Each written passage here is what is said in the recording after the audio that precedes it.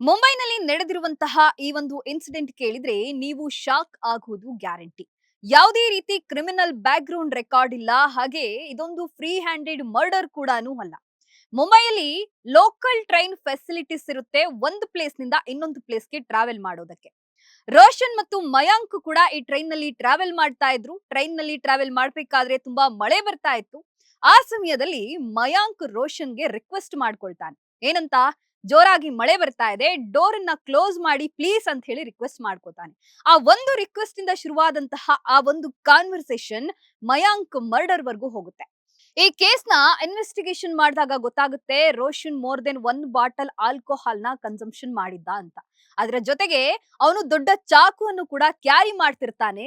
ನಾವು ಕೂಡ ಸಾಕಷ್ಟು ಅನಾಹುತಗಳನ್ನ ದಿನನಿತ್ಯ ನೋಡ್ತಾ ಇರ್ತೀವಿ. ಆದ್ರೆ ಈ ರೀತಿಯಾದಂತಹ ವ್ಯಕ್ತಿಗಳು ಇರುವಂತಹ ಸಂದರ್ಭದಲ್ಲಿ ನಮ್ಮ ಬುದ್ಧಿವಂತಿಕೆ ಸಿಕ್ಕಾಪಟ್ಟೆ ಮ್ಯಾಟರ್ ಆಗುತ್ತೆ. ಯಾಕೆಂತಂದ್ರೆ ಈ ರೀತಿಯಾದಂತಹ ವ್ಯಕ್ತಿಗಳಿಗೆ ಆಲ್ರೆಡಿ ಗೊತ್ತಾಗಿದೆ ನಮ್ಮ ಸರ್ಕಾರ ಏನು ಕೂಡ ಮಾಡೋದಿಲ್ಲ. ಅಬ್ಬಬ್ಬಾ ಅಂದ್ರೆ 3 ತಿಂಗಳು ಜೈಲ್ಗೆ ಹೋಗ್ತಾರೆ, 1 ವರ್ಷದಲ್ಲಿ ಬೇಲ್ ತಗೊಂಡು ಆಚೆ ಬರ್ತಾರೆ. ಈ ರೀತಿಯಾದಂತಹ ಕೋಪದ ಕೈಗೆ ಬುದ್ಧಿ ಕೊಡುವಂತಹ ವ್ಯಕ್ತಿಗಳ ಜೊತೆ ವಾದ ಮಾಡಿ ನಮ್ಮ ಜೀವನನ್ನ ಹಾಳು ಮಾಡ್ಕೊಳ್ಳೋದು ಯಾಕೆ?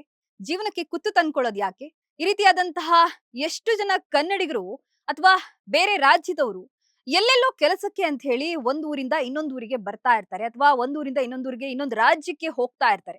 ಅವರ ಜೀವನವನ್ನ ಕಟ್ಕೊಳ್ಬೇಕು ಅಂತ ಹೇಳಿ ಈ ರೀತಿಯಾದಂತಹ ಸನ್ನಿವೇಶಗಳು ಬಂದಾಗ, ಈ ರೀತಿಯಾದಂತಹ ಒಂದು ಸಾವು ನೋವುಗಳು ಆದಾಗ ಫ್ಯಾಮಿಲಿ ಎಷ್ಟು ಸಫರ್ ಪಡುತ್ತೆ. ನಾವು ಬೇರೆ ಊರಲ್ಲಿ ಇರ್ತೀವಿ. ಈ ರೀತಿಯಾದಂತಹ ಸನ್ನಿವೇಶಗಳು ಬರ್ದೇ ಇರೋ ರೀತಿ ನಾವು ಇನ್ನೊಬ್ಬರ ಜೊತೆ ವಾದ ಮಾಡೋಕಿನ್ನ ಅಲ್ಲಿಂದ ಹೋಗೋದು ಉತ್ತಮ. ಈ ರೀತಿಯಾದಂತಹ ಸಂದರ್ಭಗಳು ಬಂದಾಗ ಎಚ್ಚರ ವಹಿಸೋದು ಕೂಡ ಅಷ್ಟೇ ಮುಖ್ಯವಾಗುತ್ತೆ.